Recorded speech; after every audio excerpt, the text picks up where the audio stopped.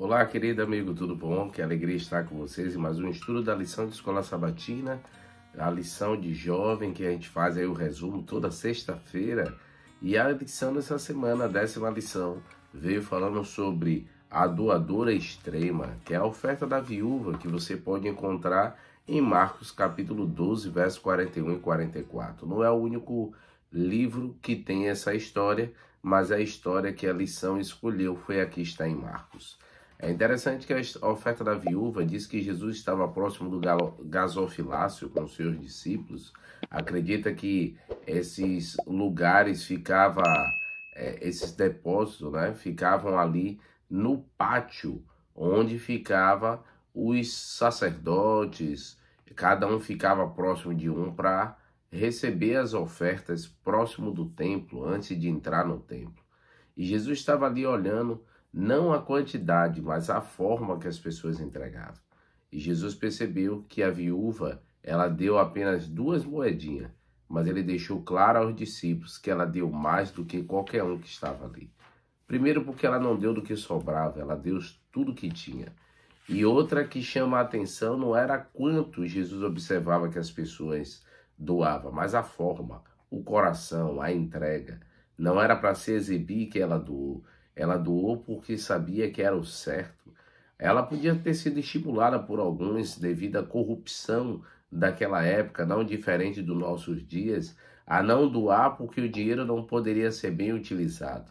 Mas só que ali Jesus, a gente sabe que ele foi para cima dos cambistas da igreja, quando ele entrou uma vez no templo ali, derrubando, porque a casa do Senhor deixou de ser casa de adoração para ser casa de venda. As pessoas não levavam mais os seus animais para serem sacrificados, e sim já comprava lá, vendia-se artifícios espirituais, e ali então Jesus repreendeu os que faziam errado, mas em nenhum momento ele estimulou para que não houvesse mais doação.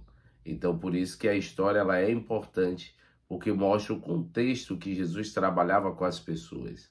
Jesus estimulava o que era certo, não deixando de repreender o que era errado. A lição até traz a história de um pastor que lá na Romênia, seu pai deu uma lição de altruísmo, uma lição de benevolência. A história do pastor Pavel diz que seu pai, na época lá do comunismo, não tinha-se riqueza, não havia uma diferença social ao ponto de que as pessoas viviam em sua simplicidade. E o seu pai, mesmo sendo um grande construtor, não tinha muitos recursos. E um deles porque ele tinha o coração e dedicação na obra do Senhor. Ele lembra uma dessas histórias que uma vez seu pai agitou o telhado de uma escola, ganhou cerca de $25.000 e ele queria doar todo o dinheiro para a igreja, para ajudar a missão. E sua esposa pelo menos o estimulou a deixar $2.000 como uma reserva para a despesa do lar. Então ele deu 90 e ficou com 10%. E ali então um coração grato, contrito, em ajudar o crescimento e a obra do Senhor. E assim também devemos ser nós, devemos ter esse coração voltado para as coisas de Deus, de auxiliar o crescimento e desenvolvimento da obra. Jesus avalia a doação, como já falamos, porque tem muita gente que parece sem ser. Jesus ele olha a essência daquilo que realmente as pessoas fazem. O interessante é que aquela viúva, se ela tivesse dado uma moeda só, ela já teria dado 50% de toda a sua riqueza, mas ela deu as duas como um sinal de confiança em Deus. Lembro sempre quando conto essa história da viúva, na minha época de comportagem, que muitos comportores, até eu fiz isso algumas vezes, a gente ia para o campo sem nenhum valor, com a intenção de que ali fosse desenvolvida uma experiência com Deus, ao ponto da gente sentir a mão de Deus conduzindo a nossa vida e a gente ver que tudo provinha dele. Porque você ir para o campo, comportar já com o dinheiro no bolso do almoço, das despesas, aí é fácil.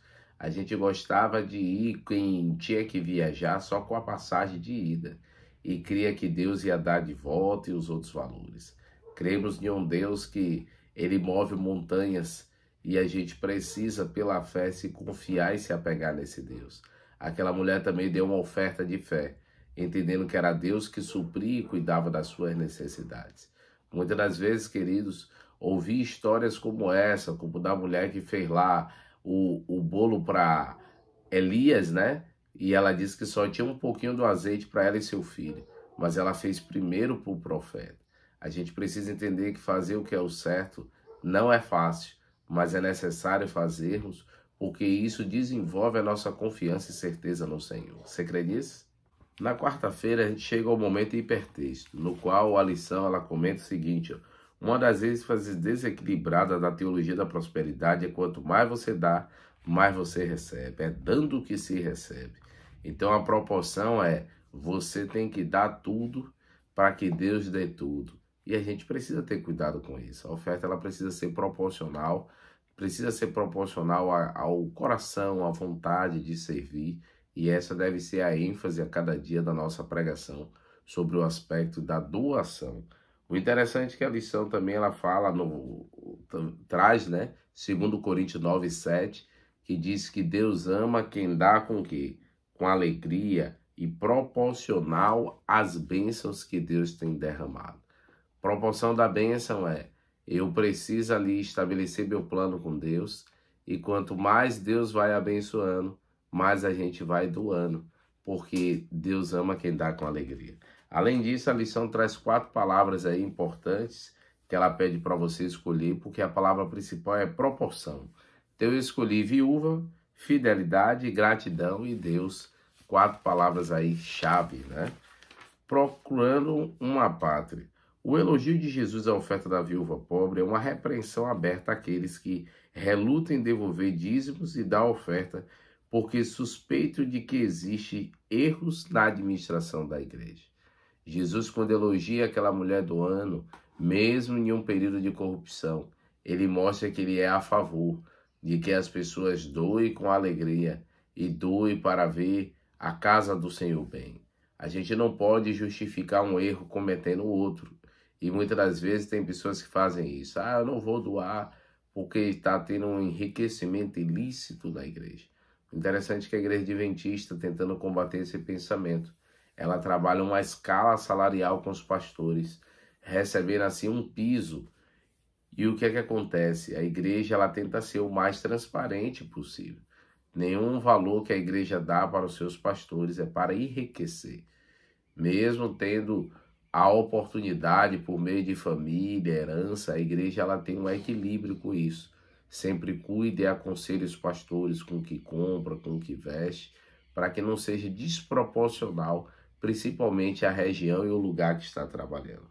As instituições elas são administradas por homens, mas sempre a igreja ela tem um cuidado de estar... alguns cuidados que ela toma, né, que a lição até traz aí, é bem interessante.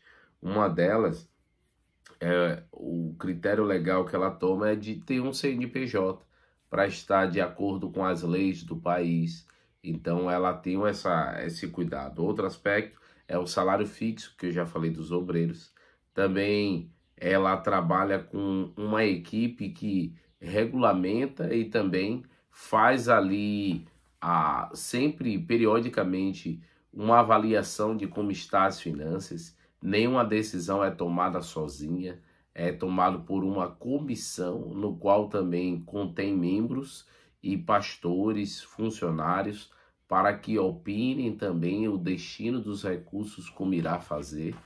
E a lição de sexta-feira, ela fala sobre o aspecto de 2 textos conhecidos nossos, que eu gosto bastante quando envolve esse aspecto de finanças. Ela diz assim, ó: se você mesmo, com tudo que a gente está falando, aprendendo da Bíblia, tem alguma desconfiança de como o recurso está sendo utilizado, olha o que é que Ellen White nos diz.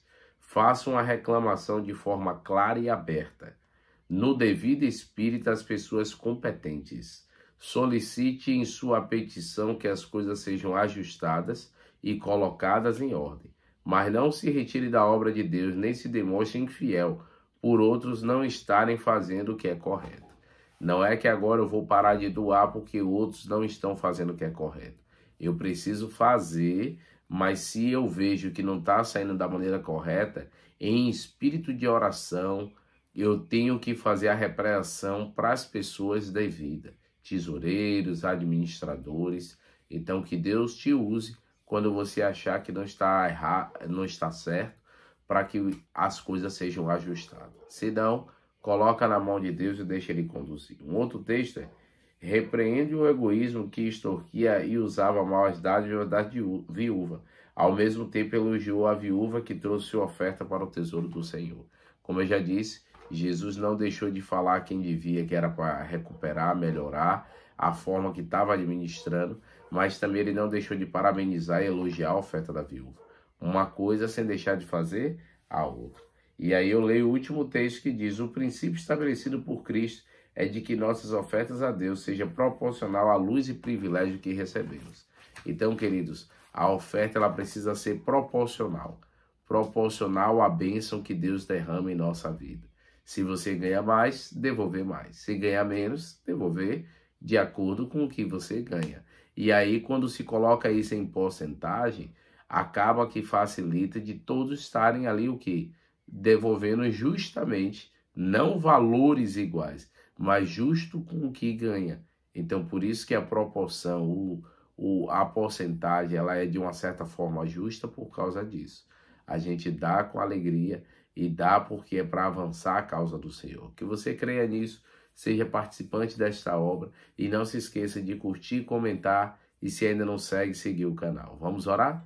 Querido Deus, ó Pai, abençoe a cada doador, a cada amigo que participa desse canal, que eles possam desenvolver esse hábito de ser ofertante, ser dizimista, porque isso auxilia na Tua obra e entendemos que não fazemos a homem, mas para o Senhor. Cuida de nós, no nome de Cristo Jesus. Amém, Senhor. Deus o abençoe, queridos. Tchau, tchau.